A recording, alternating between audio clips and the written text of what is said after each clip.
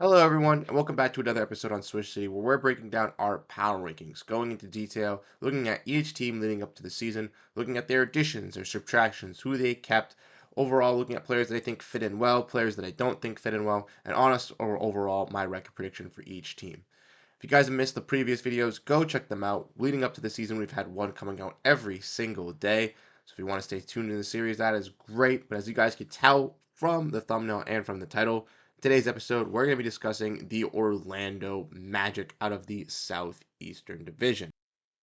So let's dive in, let's get ready, and let's look into detail on what the Orlando Magic can bring this season. First, let's start off by looking at their additions, subtractions, and who they lost.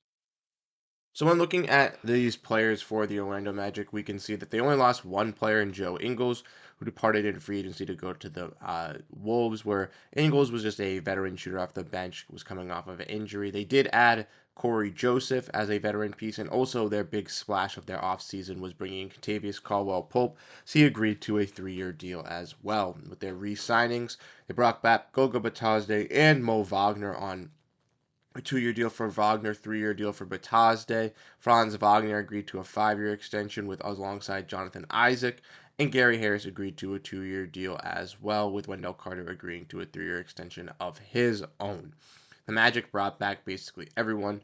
The only player they did not bring back to this team was Markel Fultz. He's still in the free agents EC pool, with a lot of teams not necessarily looking at him, but a lot of fans thinking that a lot of teams should be looking at him. If we want to look at their roster courtesy of Spot Track, we can obviously see they obviously are known to have some great role players, but are powered by Paolo Banchero and Franz Wagner as these two pieces for this team. Bringing in Contavious Caldwell Pope is a nice veteran. Having Jonathan Isaac dealing with some injuries over the last couple seasons, he's obviously been a very good defensive veteran. And then also just some other great players here. Gary Harris, a great veteran. Some young players in Jet Howard, Tristan Da Silva, their new first round pick, and Anthony Black that are very exciting, including Jalen Suggs. And then they also have, some other key role players. And this team is going to be exciting in the Eastern Conference. I am very, very excited to see what they can bring out here. And I truly think that in the Southeast, they're going to be the best team in the Southeast,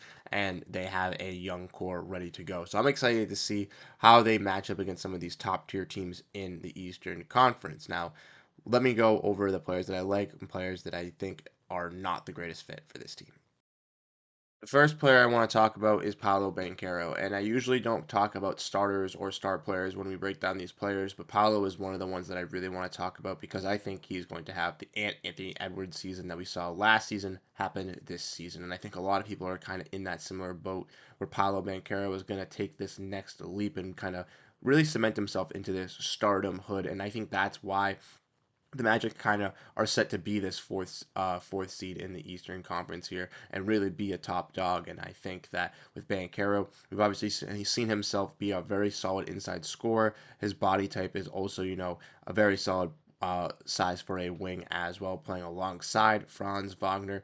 But with having him being in the paint and needing to score in the paint, having a roaming center like Wendell Carter Jr. is perfect alongside of him. Now, Wendell Carter obviously dealing with some injuries heading into the season, but they do have their obviously other bigs on this team. Jonathan Isaac is apparently going to play some five. We obviously know they signed Mo Wagner back and Goga Batazde back, so I do believe that those guys will also be key contributors alongside of Banchero, with Banchero playing the power forward position. But yeah, I do expect to see Banchero's game kind of translate and kind of jump up. I think we'll see him develop more on his outside game as well, maybe becoming a better 3-point scorer. And I think that's ultimately what's going to help us translate his game.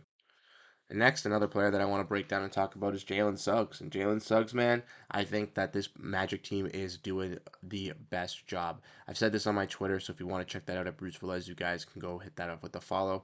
But I've said multiple times that I think this Magic team is kind of the closest thing being built to this Celtics squad here. And as we've seen, Jalen Suggs obviously being this playmaker, this point guard for this team as a defensive guy is going to be huge. We've already seen him take those leaps into that in those categories, and I always see him continue to grow on those ends of the floor as well. Pairing him up with KCP as well, a player that can work off the catch and shoot, doesn't need the ball in his hands, is also fantastic with this lineup. And I really think that they're not obviously Derek White and Drew Holiday, but they're going to be the second best defensive guard duo in the Eastern Conference here. And I truly think that in a couple seasons they could look and mirror what they had for the Boston Celtics in that duo. And I think with Franz Wagner, Paolo Banchero, kind of having those two wings, kind of developing and believing them. I obviously don't think the Magic are the Celtics, obviously at this moment, but in 2 to 3 years, if you see this Orlando Magic core and culture really shaping focus and really developing into this Celtics team, and people are saying, "Oh wow, is this the Celtics from a couple seasons ago?" Yeah, the blueprint was already placed from Orlando a couple seasons previous, and they knew what they were doing.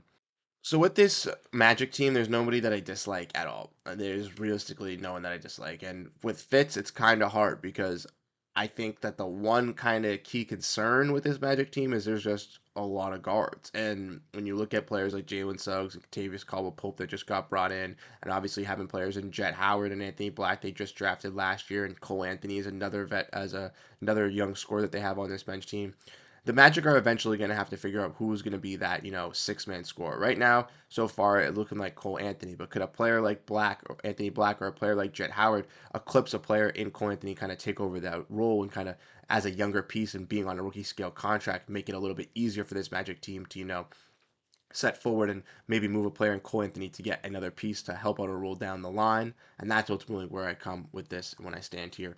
Ultimately, I don't think Cole Anthony is a bad player. I don't think he's a bad fit. I really like his fit with the Orlando Magic, but I think this Magic does need another scorer in this guard room, preferably a guy in Anthony Simons, which a lot of people have been linking to that I think would be a fantastic fit from all the way back in off season. We were talking about that on Twitter as well. But yes, Anthony Simons I think would be a huge fit, and I think he kind of played the Cole Anthony role for this team. And I think basically you just need that extra scoring and that extra punch. And Cole Anthony is that contract that kind of you be used to match. Now, ultimately, I don't necessarily think the writing's on the wall for Cole Anthony. I still think that he could ball out, prove, and maybe even secure himself a long-term deal with this franchise, being that six-man scorer, and they don't even have to go out and get a guy like Anthony Simons. Maybe he can prove that he can be that scorer already for this team. But ultimately, we've yet to see that, and I do think that with them having Jet Howard and Anthony Black as well, they already have that scoring. They already have that pack of punch already on younger rookie deals. Anthony Black being a pretty good defensive guard as well, wanting to keep that defense on this Orlando Magic team.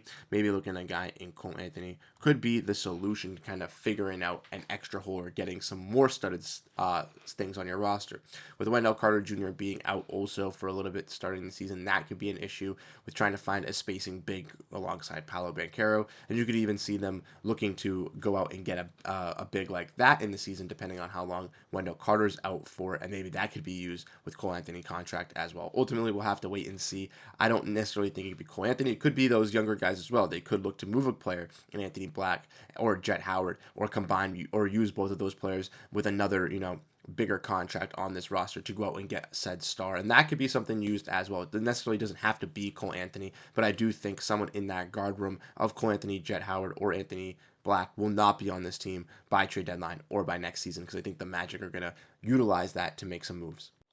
Now that we went over that, let's look at the record prediction. If you've been following, you know the record prediction is going to be a little bit wonky, but let's get into it. 54 and 28 I have for the Orlando Magic here, one game ahead of the Indiana Pacers, finishing fourth in the Eastern Conference and finishing um here I believe at rank 22nd. So yeah, only 8 more teams left to rank here with these power rankings. I have the Magic edging out the Pacers. We're in the video yesterday. I do think that obviously the Pacers have a young core as well. With the Magic getting better, I think Paolo is going to take that big leap. Franz Wagner is going to take a huge leap, and with adding KCP, it is going to be an underrated addition with him being a 3-and-D player being added to the squad, be adding some scoring. And if the Magic, like I said, could add even more scoring to this team with going out for a player like Anthony Simons, even a player in Zach LaVine, I think could really take this team over the top and even push them against some of these teams like the Celtics, Knicks, and Sixers. But let me know what you guys think down below in the comment section. What do you guys think about the Orlando Magic? Do you think I ranked them too high? Do you think I ranked them too low? How do you feel about the players in my analysis and my breakdowns? Drop down your thoughts in the comments. Once again, I'm Bruce Veliz. You guys have been absolutely fantastic tuning in. I'll catch you guys in the next one. Have a great rest of your day, and peace out.